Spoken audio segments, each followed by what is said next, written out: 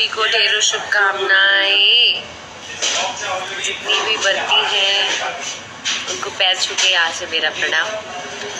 और मुझे खरना का प्रसाद भिजवा दो ना कोई, प्लीज। हेलो, नमस्कार, प्रणाम, जय छठी मैया।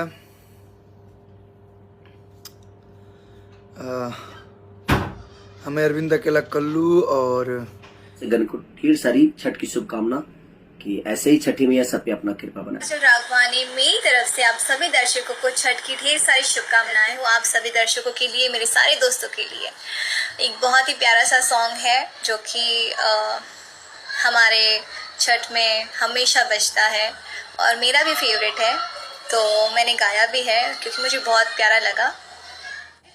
बस एक लाइन गाना चाहूँगी आप सबके लिए। कांच ही बस के